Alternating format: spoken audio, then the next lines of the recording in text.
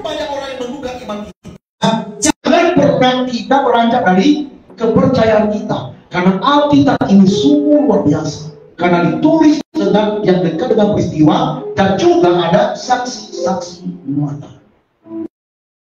Saya ambil contoh yang paling konkret, saudara. Peristiwa di dalam misalnya itu 13 Mei, ya kira-kira begitu. Saya tidak bicara politik, ya, tapi saya bicara hanya peristiwa. Bapak Ibu Saudara yang ada di tempat ini, mungkin kalau si Ucok mungkin dia nggak tahu, ya siapa si Hatta, mungkin belum tahu karena dia masih mungkin anak kecil pada waktu itu, ya. Atau tahun 2000 apa? Tahun 98 itu, misalnya Hatta udah apa? Gimana? Udah lahir? Belum. Nah, dia nggak tahu. Tapi seperti kita masih tahu peristiwa itu.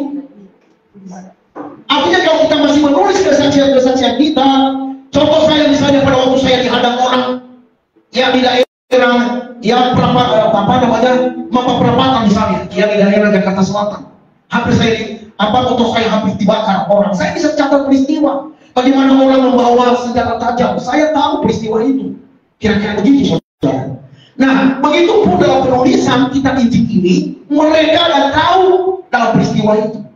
Termasuk Rasul Paulus. Kalau orang-orang seberang sana, orang musuhi Rasul Paulus, saudara, Rasul Paulus itu masih ada dalam peristiwa sejarah.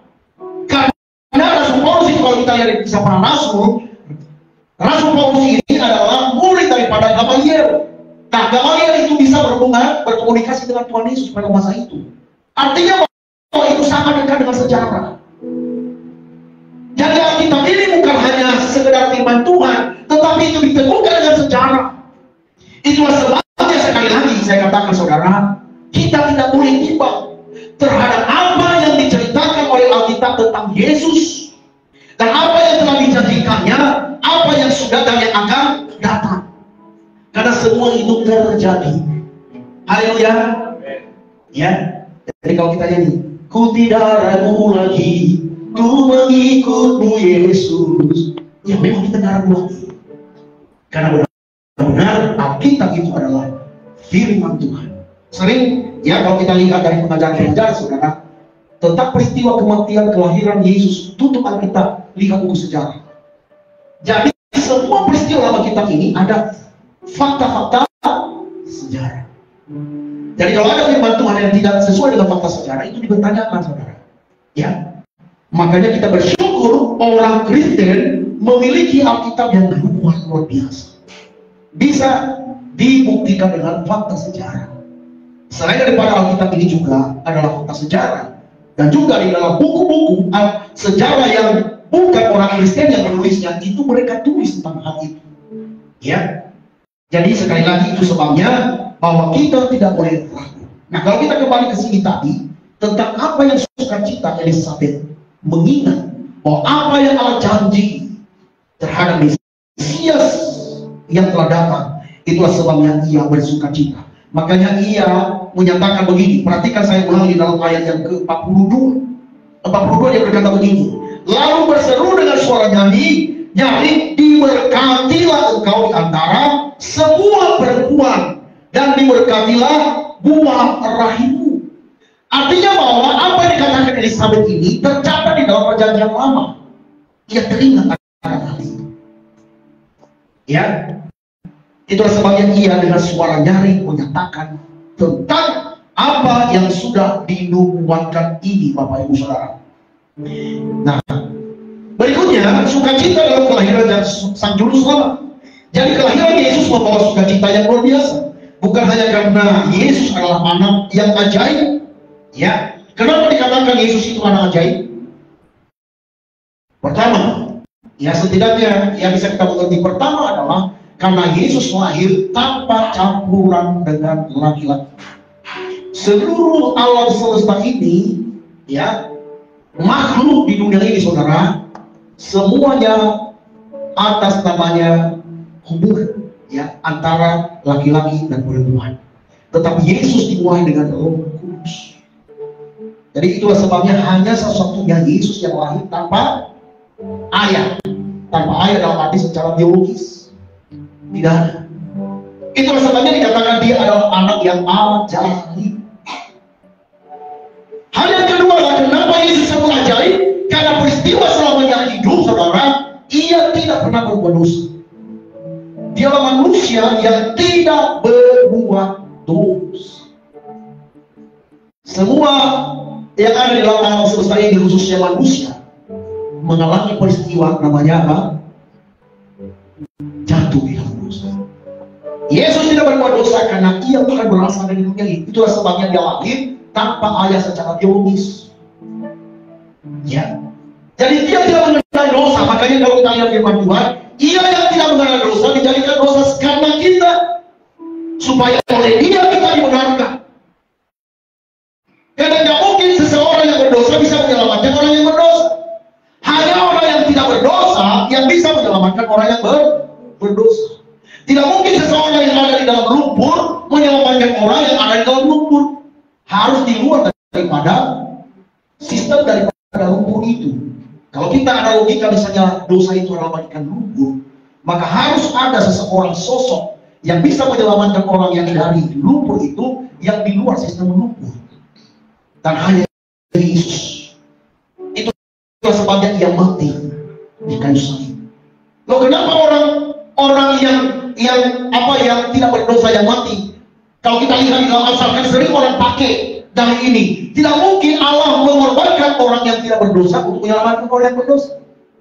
Tetapi itu adalah konteks yang berbeda.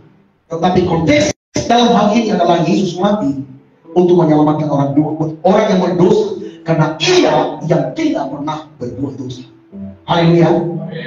Ya, jadi perlu ya, saya berkali jemaat untuk memiliki pengetahuan tentang ini. Ya, karena dimanapun saudara menjelang kedatangan Tuhan, itu banyak sekali yang menggugah iman kita.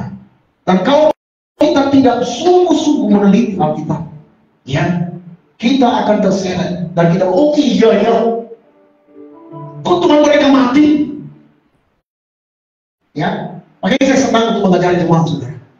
Tentang istilah Allah dengan Tuhan berbeda kita dengan agama lain. Tuhan itu bukan Allah. Berbeda konteksnya saudara. Tuhan itu adalah berkuasaan. Itulah sebabnya Yesus berkata, kepadaku telah diberikan kuasa di surga dan di bumi. Dia adalah jabatan memiliki Tuhan atau Tuhan. Kalau kita lihat dalam bahasa aslinya adalah Kyrios. Ya. Kalau Allah itu Theos. Nah, di dalam firman Tuhan dalam Perjanjian Baru, sering Yesus disebut dengan Kyrios, Tuhan. Bisa juga Tuhan. Amin, saudara. Artinya bahwa dia adalah penguasa di surga dan di bumi. Di dalam Matius pasal yang 28 ayat yang ke-18 ya, kalau salah. Ya. Kepadaku telah diberikan kuasa di bumi dan di surga. Sebab itu pergilah, jadikan sebuah bangsa menjadi muridku. Di dalam ayat ke-19. Nah, ini Bapak Ibu Saudara. Nah, sedangkan Allah, kalau di dalam agama lain, Allah itu adalah nama. Kalau kita, Allah itu bukan nama, tetapi adalah jabatan sesembahan. Nama Allah kita kalau ditanya adalah Adonai, YHWH, ya YHWH. Jadi bukan nama Allah. Allah kita bukan namanya Allah. Allah itu adalah jabatan yang sesembahan. Jadi kalau nanti siapa Allah kamu namanya Allah? Itu kalau agama yang lain menyatakan bahwa nama Allah mereka itu Allah. Kalau kita bukan. Itulah sebabnya kalau Bapak Ibu Saudara lihat di dalam Keluaran pasal 3, ya, dikatakan aku adalah aku, ego ini. Ya. Ini berbicara tentang YHWH. Dan itu walaupun orang sering mengatakan Yahweh, padahal sebenarnya kalau orang Israel tidak pernah menyatakan itu Yahweh. Karena itu adalah suatu tidak ada konsonan, tidak vokal di sana, saudara. Tidak ada. Ya. Tidak ada, saudara. Jadi mereka, orang Yahudi selalu membaca Alkitab dengan menggunakan, mereka menggunakan namanya Yahweh, tapi membacanya Adonai. Ya, Adonai. Ya, jadi makanya kalau ada orang yang mengatakan, ini kan nama Tuhan kita Yahweh. Ya. Tapi di dalam kitab Keluaran yang diperkenalkan Allah kepada Musa, dia berkata begini, namaku adalah Allah nenek moyangmu, Allah Abraham, Allah Ishak, Allah Yakub, itulah namaku sampai selama-lamanya. Nah, Allah kita adalah sama, adalah Allah Abraham, Allah Ishak, Allah Yakub. Allah yang disembah oleh orang Israel, Allah adalah Yesus Kristus. Jadi jelas, saudara. Nah, sedangkan Yesus itu adalah firman Allah. yang telah menjadi manusia. Kalau Bapak Ibu Saudara lihat nanti di dalam Yohanes pasal 1. Ya, Yohanes pasal 1 pada mulanya adalah firman. Firman itu bersama-sama dengan Allah, dan firman itu adalah Allah. Dan kalau kita lihat di dalam Yohanes pasal 1 ayat 14, dan firman itu telah menjadi manusia, menjadi daging, ya, dan diam di antara kita. Dia adalah anak yang tunggal. Haleluya. Nah, kenapa Yesus mati? Yesus dalam kemanusiaannya, dia mati, dibunuh dalam kemanusiaan. Di dalam 1 Petrus pasal yang kedua, dia dibunuh dalam kemanusiaannya. Jadi bukan keilahiannya yang dibunuh, tetapi dalam kemanusiaannya. Karena Yesus memiliki dua natur ilahi dan natur insani.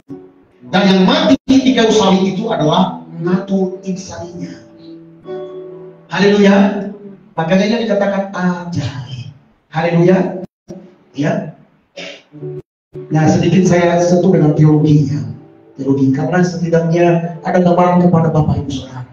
Ya. Sebenarnya saya rindu sebenarnya buat suatu ya kelas namanya Bible class, ya. Tapi ya karena jemaah pada sibuk, ya pernah saya buka dulu kelas Bible, ya Bible class dulu pendalaman Alkitab, tapi nggak ada yang datang. Ya udah, gimana saya bisa berbicara? Ya lewat kesempatan seperti ini saya mengajarkan jemaah, walaupun tidak ya semua, harusnya ada poin-poinnya supaya lebih jelas lagi, ya. Tapi setidaknya saya sentuh sampai ke sini saudara, supaya Bapak Ibu Saudara jemaat di sini benar-benar itu mereka mengenal Tuhan Allah kita. Jadi kalau orang mengomong, oh kok Tuhan mereka berdoa, oh kok Tuhan mereka mati, nah perlu kita pahami konsep keilahian yang kita percaya. Kita bukan Kristeos atau tiga Allah. Tidak ada umat Kristen yang mengatakan bahwa mereka memiliki tiga Allah. Tidak ada. Kita memiliki Allah yang Esa. Eka beda dengan Esa. Esa itu bukan satu tunggal, tetapi Esa itu adalah satu unity. Ini berbicara tentang Bapa, Firman dan Roh Kudus. Haleluya. Dan Firman itu yang telah menjadi manusia. Itu yang kita kenal. Kalau firman Tuhan itu tidak jadi manusia, kita tidak mengenal Allah dengan sungguh-sungguh. Itu makanya dalam Yohanes pasal 1 ayat 18 berkata, tidak ada seorang pun yang mengenal Bapa, yang melihat Allah, tetapi anak tunggal di pangkuan Bapa, ialah yang menyatakannya. Jadi kalau Yesus tidak datang ke dalam dunia, saudara, kalau kita tidak percaya dengan sungguh-sungguh kepada Yesus, kita tidak mengenal Allah yang sungguh. Allah itu jauh, tetapi Yesus dekat. Ia menyatakan dirinya dalam wujud manusia. Itulah sebabnya sekali saya ulangi, kita bersyukur kita memiliki Alkitab yang luar biasa, disusun dengan sistematis dan bisa ditentukan dengan sejarah, saudara. Berikutnya kita melihat sukacita yang menular ke dalam kehidupan kita. Seperti Yohanes yang melonjak dalam kandungan Elisabet, kehadiran Yesus dalam hidup kita seharusnya membawa sukacita yang menular ke dalam kehidupan sehari-hari kita. Ketika kita menerima Yesus dalam hati kita, sukacita tidak hanya mengisi hati kita, tetapi ia mempengaruhi orang yang ada di sekitar kita. Perhatikan saudaraku kekasih, dampak daripada sukacita yang diterima oleh Elisabet ada pengaruh, ada dampak.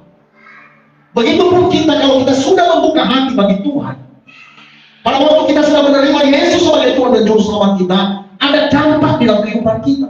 Saya katakan saudara, setiap orang yang mengalami perjumpaan dengan Tuhan pasti mengalami perubahan. Seperti bagaimana seorang Zakheus berjumpa dengan Yesus, mengalami perubahan. Mengalami apa? Perubahan. Seorang perempuan yang berzina, pada waktu dia berjumpa dengan Yesus, mengalami perubahan itu, berdampak hidupnya bagi orang lain. Kekristenan kita juga demikian, saudara. Kita harus berdampak dengan orang lain. Kalau kekristenan kita tidak berdampak dengan orang lain, sama seperti apa yang dianalogikan oleh Tuhan Yesus. Kalau garam tidak asin, tidak ada gunanya lain selain daripada dibuang dan diinjak orang.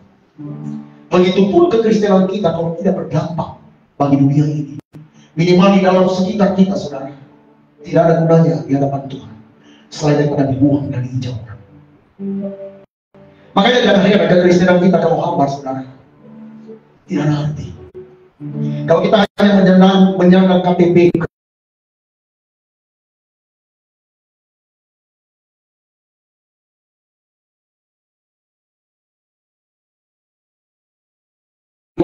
kita berdampak yang baik melalui perkataan kita. Makanya sering saya katakan, hati-hati dalam pembicaraan berkata-kata, hati-hati di dalam media sosial dalam bersaksi. Jangan seperti orang yang tidak beramal. Ya, kita harus menampilkan hidup yang beriman kepada Tuhan Yesus. Jangan sedikit aja masalah saudara kita seperti udah ngambek, udah putus asa, tidak ada harapan saudara. Kehidupan kekristenan itu saudara, kalau kita memandang Yesus tidak mengenal namanya putus asa, tidak ada mengenal yang namanya itu kekecewaan saudara. Ada banyak orang yang konseling ke saya betapa kecewanya dia dengan orang tua, kecewanya dia dengan mertua saudara, kecewanya dia dengan orang-orang yang ada di sekitarnya. Kenapa? Karena fokusnya kepada diri, bukan kepada Kristus. Kalau kehidupan kekristenan kita terfokus kepada Yesus, maka berdampak di dalam tindakan perbuatan kita setiap hari, di dalam perkataan. Dulu waktu saya belum mengenal sungguh-sungguh Yesus, saya dilahirkan betul dari keluarga Kristen saudara, tetapi Kristen tanpa pertobatan. Saya hanya menyandang gelar Kristen, tetapi tidak menampakkan buah di dalam kehidupan Kristen. Tetapi pada waktu saya mengalami Kristus, sungguh-sungguh menerima dia, semua berubah. Yang dahulu aku tidak mau memikul salib, dahulu aku tidak mau menyangkal diri, tapi setelah aku mengenal Juru Selamat, semuanya itu berubah. Memang tidak gampang untuk menjadi Kristen yang sejati, karena Yesus yang berkata, saudaraku, kalau kamu ikut aku, engkau harus menyangkal diri dan memikul salib. Ini tidak gampang. Hanya orang-orang yang sudah mengalami Kristus dalam hidupnya yang bisa melakukan itu, yang bisa menyangkal diri dan memikul salib. Kalau Bapak Ibu saudara baru mengalami Kristus secara pribadi dalam hidup, mungkin untuk berkata ini omong kosong. Tetapi saya tahu Bapak Ibu saudara di dalam sukacita Natal ini alami Kristus. Engkau tidak akan rugi di dalam hidup sekarang maupun di hidup yang akan datang. Engkau tidak akan rugi. Haleluya. Biarlah hidup kita itu persembahkan seluruhnya untuk Tuhan. Persembahkan hidupmu sebagai persembahan yang hidup yang kudus dan yang berkenan kepada Tuhan. Di dalam sukacita Natal ini, mari kita berbagi sukacita yang itu berdampak bagi orang lain, berdampak bagi dunia, minimal dari sekitar kita, minimal di dalam tengah-tengah keluarga kita.